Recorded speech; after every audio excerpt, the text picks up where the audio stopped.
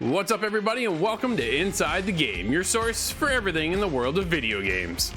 You can always be a part of our show by going to insidethegame.ca or hitting us up in Discord, where there you can submit your clip and be the highlight of the week.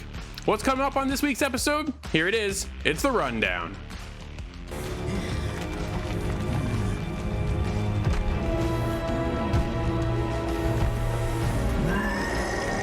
Like, everything right now is just getting the grappling hook, and then there's the chief. He's got one too now. Like, well, yeah. And I said this was my first survival game, and I loved it.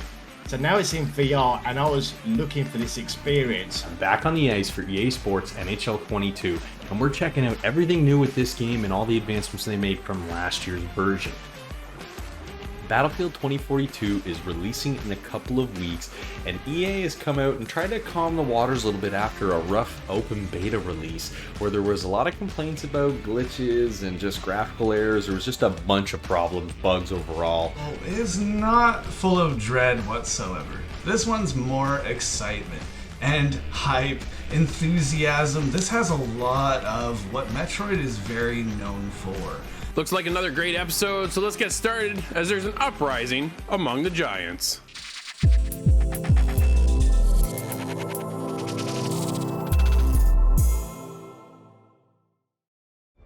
Steve, let's become larger than life, maybe even the size of a giant.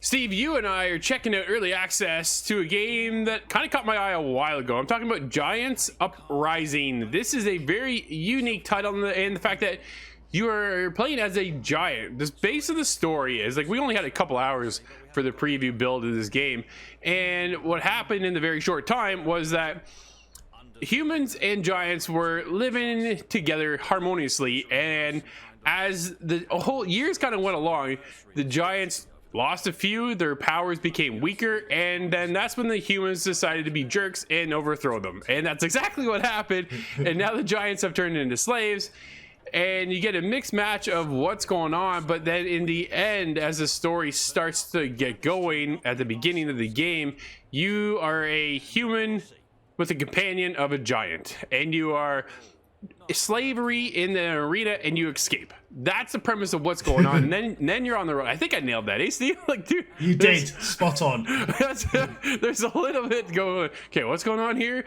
But the story concept I thought was awesome. Like, your whole race is, as a giant, is starting to kind of get wiped from the face of the earth, right? And then you're getting partnered with this human who's trying to be that, who's essentially on the run as well as the giants, but it's hard to hide as a giant. But Steve, as a giant, I didn't feel like I was the biggest character there.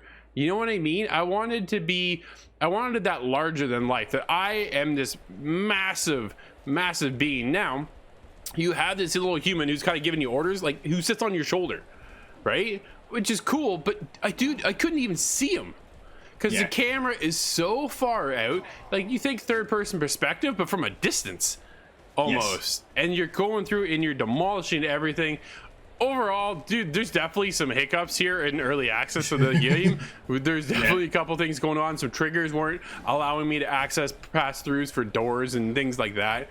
But the overall experience, and I think where if I can envision where they're envisioning, Varsov is, I think they have something here, Steve. And I enjoyed it, but I had a couple hiccups holding me back. What was your experience with the game?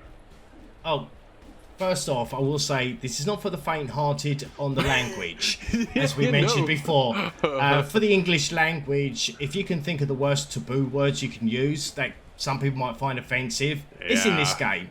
So it's, just be warned. It's I don't think it necessarily needed it, but I can see where they're getting, like, the period of time and the way they talk kind of thing. But don't play it if you've got young kids around or people are easily offended. But I do like the story. I do like the beginning of the narrative of when he gives it the big spiel of, like, living in harmonious, you know, together, humans, and he starts laughing. He goes, that doesn't happen. This is really what happens. Yeah. Like, and that's what you touched on. Giants, they lose their power. They don't become as smart. And they are used as slaves and they're betrayed. Yeah. But I did have issues at the very start. I did find it a bit like the Dark Souls. I mean, first off, I did start with mouse and keyboard. Sure. And because it was janky, I got 3 hits and then you're dead. And then waiting 2 minutes to load up again. I found that so frustrating because I didn't even realise it. I thought it might be a glitch at first. Yeah, that load screen is so long, Steve. I'm matching my buttons going, did I just lock up my computer? Like, am I frozen? Yeah. And then it kicked in. I'm like, oh, wow, that's a long load time. There's a lot of optimization still ahead of this game. There's no doubt about that because, we sat there, what do you figure, a minute and a half, 2 minutes almost, waiting for us to get into the game. I was just like, whew, man. And that's only one life as well. You only have the one life. And game mechanics was cool, like the sluggish move of the giant moving around. Yeah, and like I said, from a bird's eye view. But the controls felt sluggish as well, because every time I got 2 hits and I tried to get a bit of meat, just to sort of build up the energy, I'll be dead because it was so slow just to eat, like a giant would, taking his time. I get 2 hits and then that 2-minute load screen. So I did have issues on that, and textures as well. Because there's one issue. Yeah, I couldn't move, and then all of a sudden this wall would come up. I'm next to the castle wall. It's like, because beforehand all you saw was the landscape. Yeah. And again, I got caught on a few other objects as well when you're trying to run away. And I did have some issues, but getting away from that is early access. I do like the idea of just destroying things. It's so much fun. Especially when you have all the army coming towards you, and they're like little ants. And you just like run through them all, and it's squish, squish, squish, and you hear all the noises like, ah! So I did enjoy that, but I'm still concerned if is this all the game has to offer, just destroying things, because it is hard. It's been a hit of a miss, right? It's kind of good. It's got highs, but it's got its lows. But again, early access, Steve. So if we're gonna wrap this up, though, dude, honestly, are you gonna recommend this game or not recommend it? I would like to see where this game goes. I mean, they could still implement an upgrade system or I don't know, something else. But for the moment, I'm gonna say I did have fun, and like I said, the story has got me. And as you know, I'm a story-driven kind of person. I love those kind of games. So I'm gonna go for a recommend. I see where you're coming from. I think it's got a lot still ahead of itself. For right now, I'm not going to recommend. I recommend that you hold off actually taking a look at this game and wait for the development cycle to kind of take up a little bit more time and be a little bit more polished. And then from there, check it out. But right now, I say hold off. Both Drew and myself had a split decision whether to recommend or not recommend on Giants Uprising. But one thing we did agree on is that it has a lot of potential with its unique story and vision for the game. You can also tell this is in early access, and hopefully on release the glitches will be sorted and some more content in the game to make you want to stick around.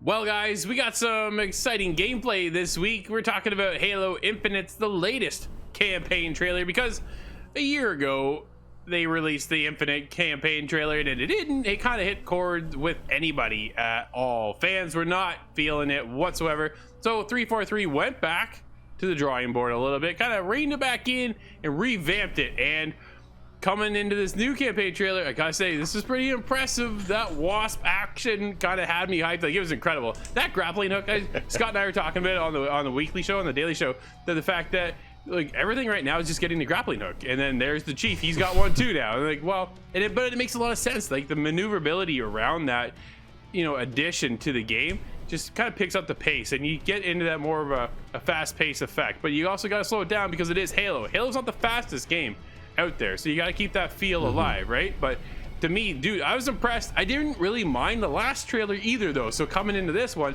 I was kind of like, well, what are we gonna get that's really that different?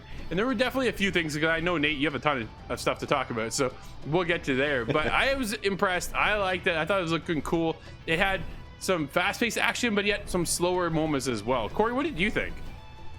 Well, honestly, Drew, I'm kind of on the same boat as you. The original trailer back in 2019, I thought looked really cool. I mean, I'm not big into the Halo campaigns. I've always been more of a multiplayer guy, and that's honestly almost every shooter I play. I'm more in the multiplayer than the campaign. But you know what? I think 343 did a great job with the way they kind of presented this one. I think visually it looked great. Yeah. And actually, I was watching a comparison video from the 2019 trailer and the trailer we just saw a few days ago, and honestly, they did a really good job at kind of making it a little bit more polished. Things look really good. I mean, we're bringing it onto the next-gen console, so I think this game's just kind of explode visually. I think that'll be one of their big impact things they want to hit with this game. And they did a good job of kind of showcasing it. I mean, we're getting all the different types of vehicles. We're kind of getting a good look at the open world that we're going to get to kind of explore. And I know some people aren't necessarily too keen on the way that's all laid out, but at the same time, I think it's kind of a cool approach. I think the idea of it is kind of, you know, there's a little more freedom involved when it comes to this campaign. I mean, we're not getting a ton of details other than the visuals we got throughout that video. But honestly, man, I'm telling you guys, I think this game is going to kind of deliver what people are hoping for. I mean, there's a price tag here for the campaign opposed to the multiplayer, which is going to be free to play. But I mean, if we get a little bit more, you know, detail maybe before the release, that $60 might seem, you know, well worth it.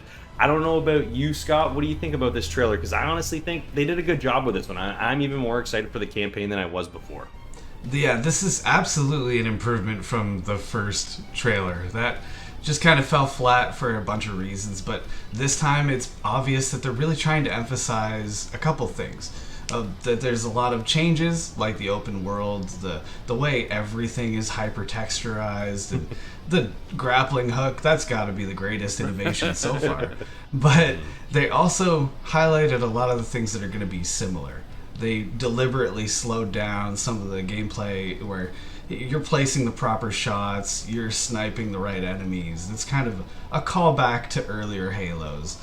And this guy, he's not Tartarus, but there's another kind of big bad to go after. Craig. Some boss fights. Yeah, Craig. So I'm actually really excited for that. I think this is going to be more of a return to form without having to kind of reinvent the wheel. Nice. But Nate, you're almost our resident Halo guy, I think. What do you think about this new trailer?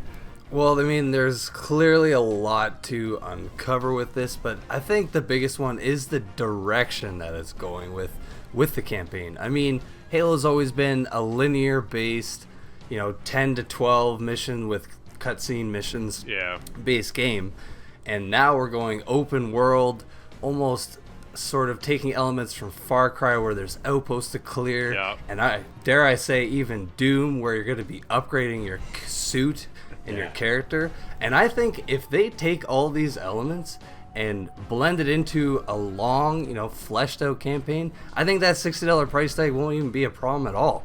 Because by the looks of it, I mean, the Halo that they have looks incredible, man. Yeah. The draw distance in some of the scenes, again, that was a big thing people complained about. There was like pop-in last year's trailer. This one, it's like, it's got to be that 32 times rendering distance that Todd Howard used to always talk about. But I think, man, I am heck of excited about this direction. And another thing, too, guys, Cortana isn't here. Yeah. And now we have this new character, the weapon. A lot of people are skeptical about this.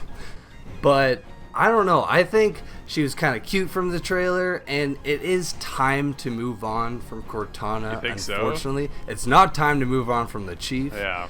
But Cortana's time. I think she's maybe gonna make a reappearance in the campaign. They're not gonna show that, of course.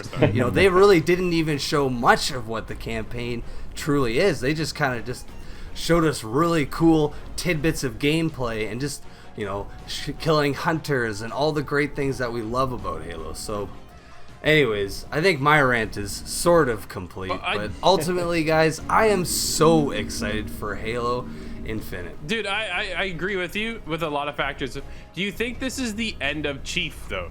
They say this comes right after the events of Halo 5. So to continue on with that story, is this the end of Chief? And how do you feel about the game now being open world instead of that linear format that we've been so used to, right? Campaign, you play one chapter, one story, and then you go into a cutscene, and then you play another mission, another cutscene. Now it's completely open world to the point where they say you just kind of pick and choose your mission, and away you go. Almost like, dude, if they bring me another Assassin's Creed open world kind of experience, oh man, like we're in for 100+ hours. I could be in a lot of trouble. I could be in a lot of trouble, right?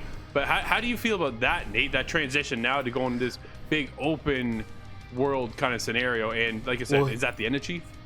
Here's the thing. Halo's always been a linear story, but within each mission, man, there are countless hours of exploration. Sure. I mean, people, I'm pretty sure a couple of years ago found something out new from Halo 3, and that game is ancient. Yeah.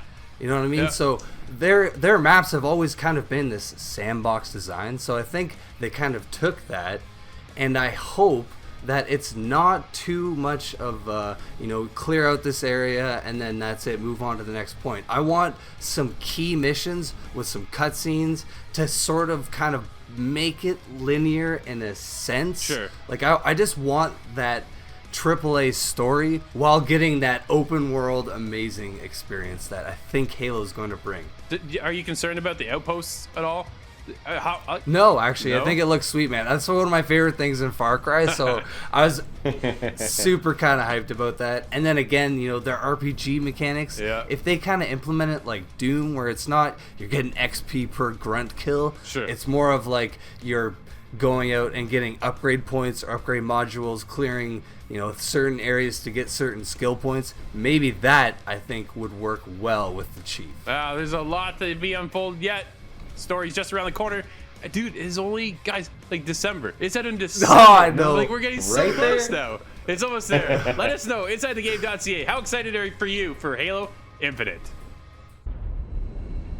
Is everyone trying to kill you? It kind of seems like it.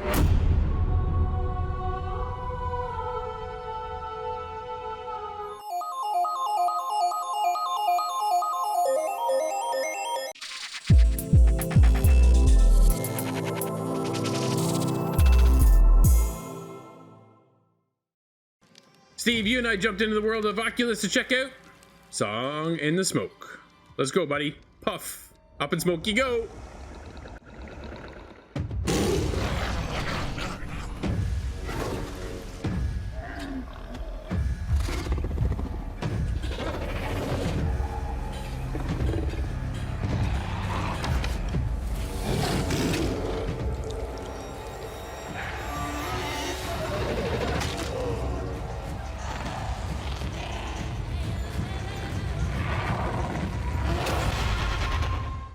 Steve, you and I checked out an interesting one, dude, and one I've been keeping my eye on for a long time. In the world of VR, we lack a certain genre, and that is the survival genre, where you have to go out, gather up materials, craft materials, and just build a world and survive within it, right? This game brings that element, and what a cool game. Dude, the game really starts off kind of weird and confusing with this three-headed crow with a face in the middle of his stomach, which I was just like, what is going on here? But as you get past that part is when the game starts to get into that survival aspect that I've been like kind of starving for in a VR. And to me, one, I've been questioning why it's taken so long to get here. Because, dude, if you are a fan of like Ark, right, or The Last Oasis like we are here on the show, you go out, you gather resources, and you gather certain materials so you can craft and build other materials. Dude, that's the same thing you do here, but it's in VR. And that's one of the coolest aspects. Steve, you and I have both, we each have one problem though, right? When it comes to World of VR, you're talking motion sickness. Dude, I was in for an hour and then I was out for the day with this. How did you make out in this game? Oh, totally like you. When you sort of said we got a survival game, because I remember my first, like the PC one was Valheim with you. We'd done a review, and I said this was my first survival game, and I loved it. So now it's in VR, and I was looking for this experience, and I'm gonna say there's more positive, good things about this game than negative. Absolutely. But the negative one is what we talked about. For me, was motion sickness and the moving. Yeah. Because it's like the left stick to move back forwards, and you can also move like a crab left and right. Sure. But the right thumbstick, it's quarter turns. Yeah. And I don't know if it's oversensitive for me, but I found like I was doing 360s and it'd be like, where am I? And in VR, it's kind of like, I felt myself wobbling a little bit as well. Really? And then sort of, yeah, oh yes. And then moving around, then obviously you got teleport to climb stuff as well, like get to ledges and things like that. Sure. But to be honest with you, that's the only negative point I really had. Graphically, it was a little bit rough, but not perfect. Yeah. But it didn't bug me as much. But the mechanics of crafting stuff and gathering resources, I think they've nailed it on the head 17-bit with this. Absolutely, Steve. I couldn't agree more. I think the crafting aspect is really what kept me going within the game. It's such a cool experience. You grab a log. Yeah. So, okay, first of all, you got to get, basically, like, make yourself a knife. And you find little bits and pieces around the world. You're able to adapt into that. Then you get a torch, because when night falls, you got to light stuff up. And then when that torch comes in, then you're able to get your fire going, because you need to gather rocks, sticks, logs. Like, dude, there's just that survival aspect within these games, like the Valheim you're talking about, right? It's right there. It is here in VR, and it feels so intuitive, but so natural, I think, at the same time, right? Because when you grab a log, well, let's cut it down. So you grab the log and you grab your knife and you're like whittling. It almost like you're carving something. And all of a sudden, boom, it goes down to something smaller, or it goes into like a bow and arrow, or you can make a club, or you can get just whittled down to sticks, or even like almost like a fiber, so you can start your fires. Like there's so many intuitive thoughts, and the thought process they put into the crafting aspect was incredible. But dude, as I went out and started hunting for things, oh man, I felt like, see, I was telling you off camera that I felt like I was on a ship out at sea, and we must be hitting the biggest waves possible, because I was feeling green at moments, because I felt like I was just like rolling in the sea, right? Because that motion sickness, just all of a sudden I go from feeling good, having a great time, to all boom, and I'm like, no, and I have to take the headset off. But you can only save at your campfire. So now I'm fighting the motion sickness to get back to my campfire so I can save my progress. And then, of course, with other survival games, you got to rest, right? You got to make sure you're eating. And there's just so many cool aspects to the game. You touched on it graphically. Graphically, dude, this game isn't looking the greatest for me at all. I thought they could have really stepped that up. It has its own unique art style and direction, but it's really kind of just muted colors, and they're all like blurred together for me. So it's kind of a bit of a miss on the graphical side of things, but overall, the gameplay mechanic, dude, it is a solid knockout of the park right there. It's fantastic. The thing with this game is I found is they give you a slight tutorial, but they don't give you everything. They don't hold your hand. Sure. Because I didn't realise you can build up to 3 different campfires within each section of the map. There's also different types of sticks. Logs, because you go for the small ones for your fire, then you got your large ones and your medium size, and they all have different use as well. Because another thing I didn't realize is when you have your campfire, the satisfaction of doing 2 sparking stones together to create a spark, so cool, and it glows. You have to use your small pine sticks to get it started. And then round the campfire is like a little gauge of how warm it's getting or how it's burning. Yep. And then when it gets to a certain stage, it gets a big flare. And that's when you have to put like your medium stick. And a lot of times I died was trying to rest. My fire wasn't strong enough. So what would happen is like your fire goes out and basically a creature of the night will kill you, but you don't see it. And then you restart again. Steve, I think it's fair to say this is one of the coolest aspects of VR, is the immersion of a game like this. Song in the Smoke for me was absolutely addicting, but that motion sickness overthrew everything, unfortunately, and it was just small play sessions at a time. It was too bad, because I wanted to be there for a lot longer. But with that motion sickness and a couple little things too with the graphical issues, it was just kind of, man, the graphics could have been a little bit tighter for me. Overall, I have had a great time. Song in the Smoke is definitely one you should check out over on the Quest 2. I'm there with an 8. How about you? Oh, exactly what you just touched on. The motion sickness. The graphics didn't bother me too much. But because of not playing too much of the game, there's so much to explore. And the more I progressed, the more I was finding new stuff. And for me, that's definitely got me an 8.5, and it's definitely one for people to check out. Nice.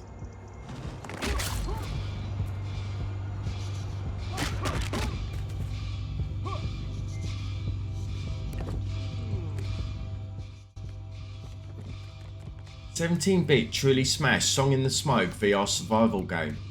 The game mechanics of collecting, hunting and crafting items brings a lot of joy and satisfaction. While we both suffered motion sickness while enjoying the experience, Song in the Smoke is the VR survival game we needed.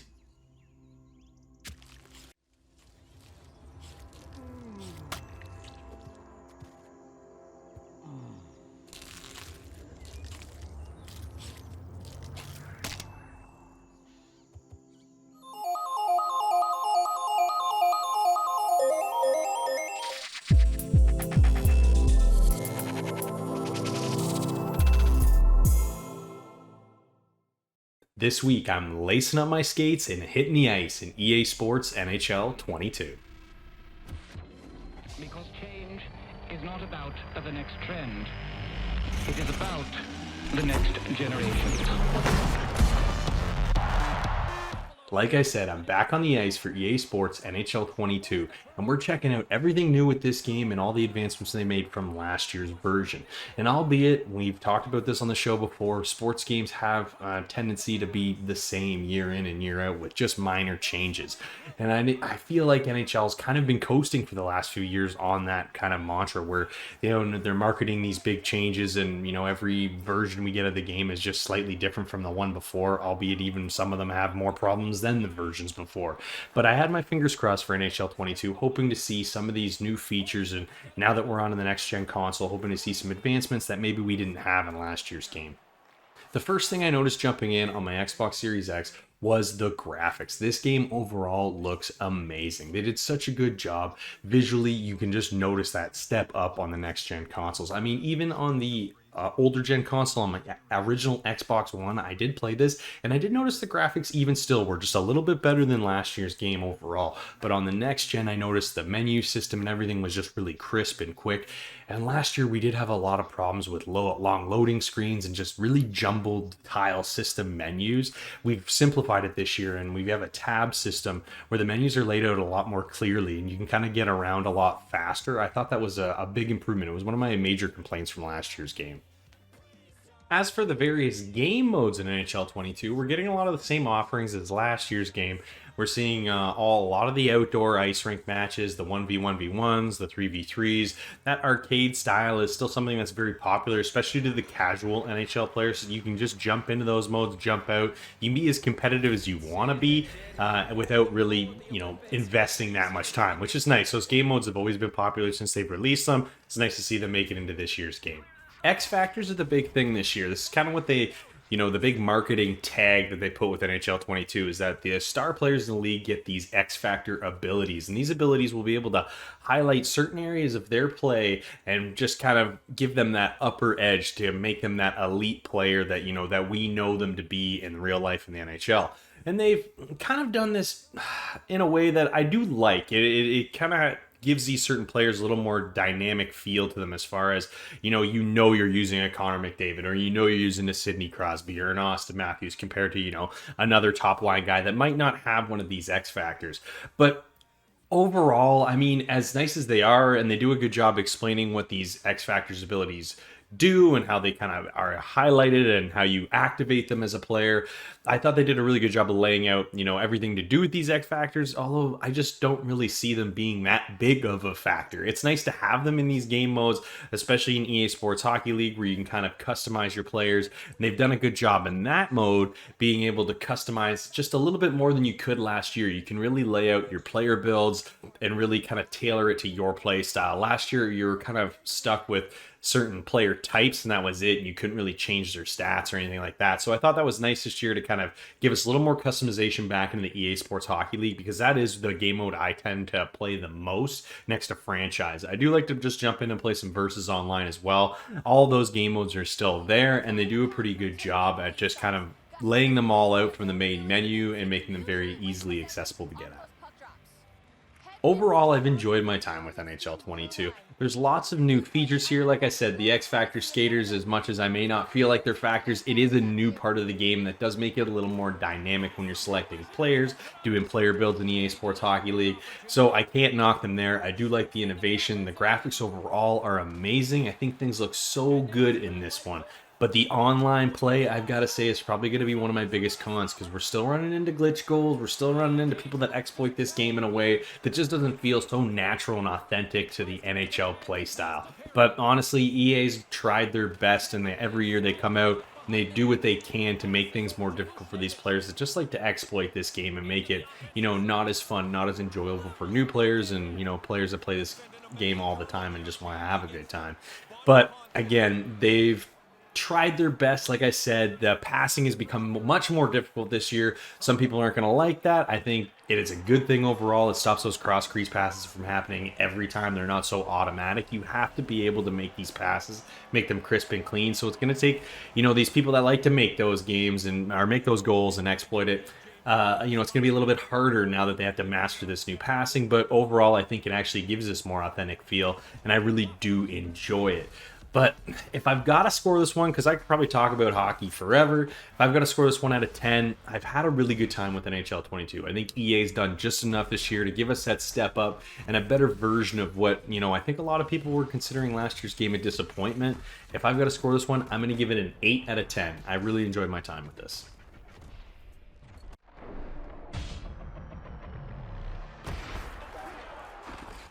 A step up from last year's game, NHL 22 hits you with great graphical upgrades and just enough tweaks to keep you entertained in the various game modes. Hockey Ultimate Team is still the focus here, but there are definitely plenty of options for all levels of players.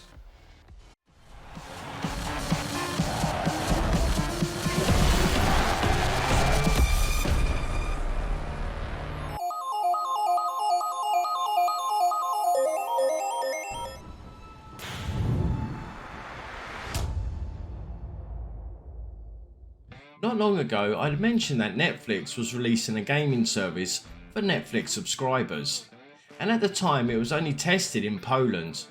Well, on November the 3rd, they've expanded this gaming service to over 190 countries, including the US and Canada. Now, this is what we know about this service so far. At the moment, there's only 5 games added to their library. So we have the Stranger Things 1984, Stranger Things 3, the game, Shooting Hoops, Teeter Up, and Card Blast. Unlike Microsoft Cloud Streaming or Google Stadia, these games can be downloaded directly to your device, which means that you can play these games in a car or on the move without actually using Wi-Fi to play these. They've also mentioned Netflix games is part of the standard Netflix subscription, so playing the games doesn't cost any extra. There are no ads or in-app purchases, and users will be able to find a dedicated section of the app to download and play each game. Unfortunately, you won't be able to use a wireless controller or a mobile controller like the Razer Kishi, as the games on the Netflix Games app use touch controls only when playing in the Netflix official app.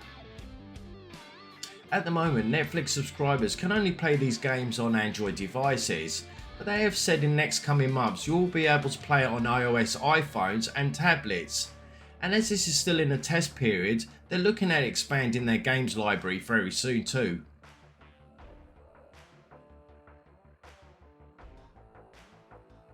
Battlefield 2042 is releasing in a couple of weeks, and EA has come out and tried to calm the waters a little bit after a rough open beta release where there was a lot of complaints about glitches and just graphical errors. There was just a bunch of problems, bugs overall. The community wasn't overly happy with the state of the game.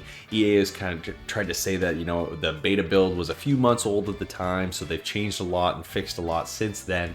Well, they're kind of getting a chance to get a second first impression. They're giving out a 10-hour trial of the game a week before launch on November 12th. If you're an EA Play member, you're going to be able to access this. Whether you have EA Play subscription, you have Xbox Game Pass, or Xbox Game Pass on PC, there's going to be a few different ways you can actually access this trial. And honestly, I think this is a good idea. EA is trying to get the community back in before the release of the game to say, hey, look, we have fixed things. The game is in a much better state. I mean, we're not going to know until we try it, but it is nice to see that EA is kind of coming out there, giving people a second chance to jump back in before, they really spend their hard-earned cash on these full-price games. I mean, games aren't cheap anymore, so you want to make sure when you put your money out there, you're getting a quality game. So I think EA has done a good job here giving out this trial. I'm excited to jump in and check out the changes, but if you want to jump in, make sure you either got Xbox Game Pass or you got EA Play.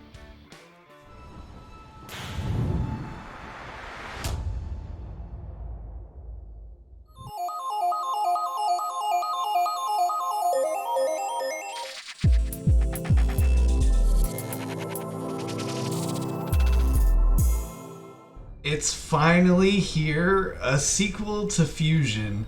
This is a new Metroid game in general, that's exciting. Does Metroid Dread live up to the name?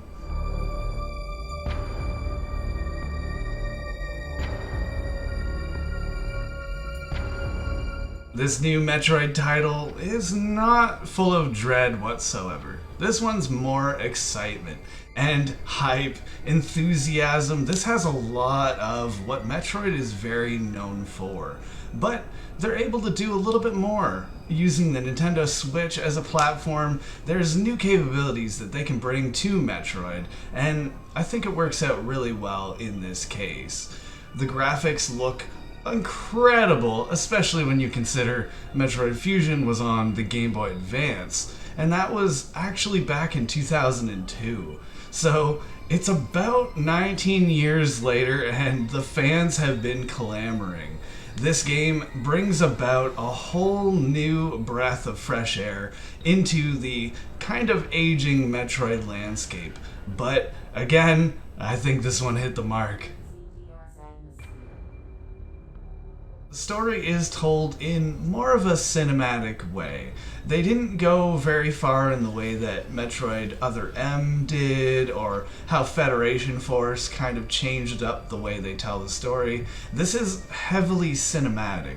You enter a room, it shows you what's going on, you're met with this beautiful vista in the background often, and it's up to you to kind of put together what's going on between those moments. The story takes a couple little twists, a couple turns here and there, but it is very engaging, and that's really important for a game like this. You have to be motivated to explore this world. Keep pushing on. Again, the action is just about to be expected. You have the arm cannon, you have missiles, you get different types of arm cannon upgrades and missile upgrades that help you flourish over enemies that were once very difficult. And when you get through those enemies, you're met with a lot of boss fights. And that is something that is definitely familiar from Metroids of old. Even some of the characters come back. There's Kraid as a boss fight, he's really interesting, but there's also a lot of new creatures and kind of abominations to fight along the way.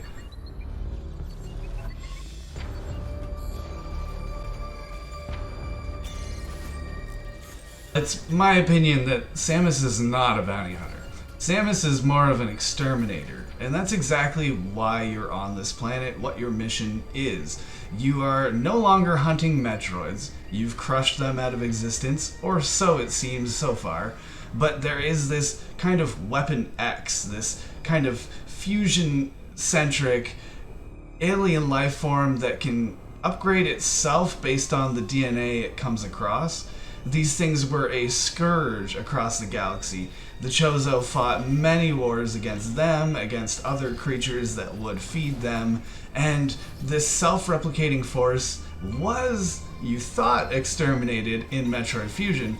One of these X-fusion type monsters gets away to this planet somehow, and that is where Samus comes in. You are set off to finish the job that you started.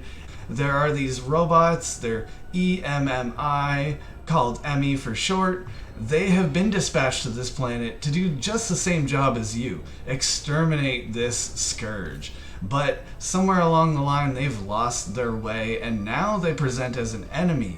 And that is really intense. For Samus to come across an enemy that actually is a good adversary, that's very rare. And these things offer quite a fight. You actually end up spending some time avoiding the fight, which is definitely new to Metroid. You enter these kind of areas that Emmy has locked down. You can fight it if you have the means. That's very story-centric.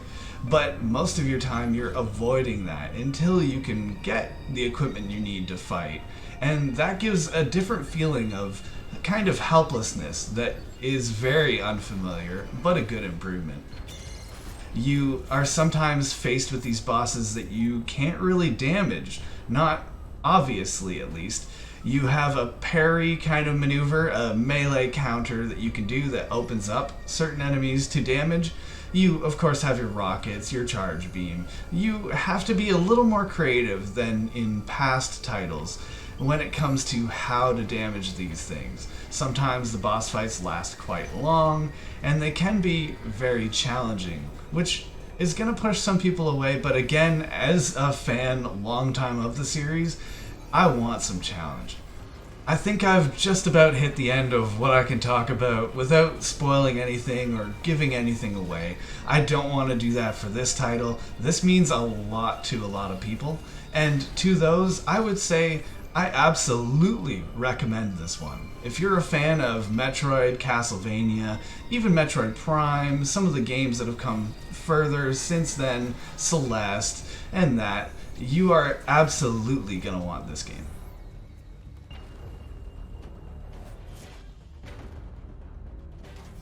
Something that's going to be familiar to other Metroid fans is the music. The music in this game absolutely smashes targets. It is perfect to accompany you while you're exploring in the combat scenarios. There's a lot of musical tracks that are going to be familiar. I've certainly heard them before, and it is a really, really nice touch in this game. I'm a big fan of audio tracks that really hit their mark, and this one was no disappointment whatsoever. If I may recap, there's a lot of familiar things returning in Metroid Dread. It is all of the right mix of exploration, action, upgrading your suit as you're used to, plus pushing into this new map, new story, many boss fights, and a whole lot of nostalgia. I absolutely loved this title. The music is right there, slamming the entire way, and it looks beautiful on the Switch. I'm there with a 9. The newest entry in the highly respected series, Metroid Dread does not disappoint. A delicate balance of familiar combat, exploration, and boss battles, with daring iteration, new concepts, and items.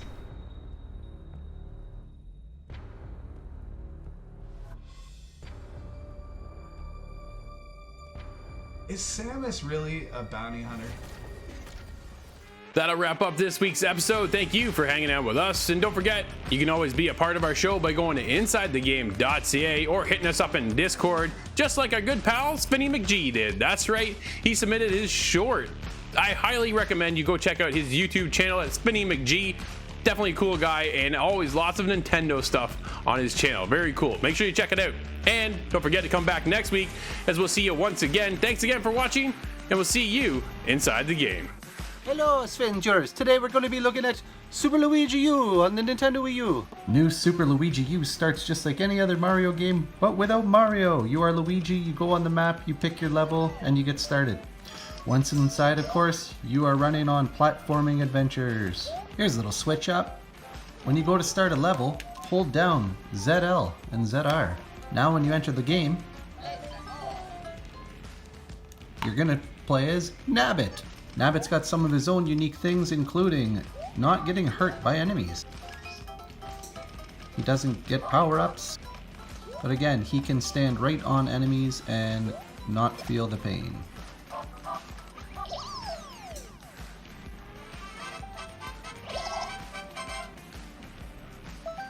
Of course, that code can be applied if you have the disc separately or if you have it as a compilation. Thanks for liking and subscribing. Take care. Be good to each other.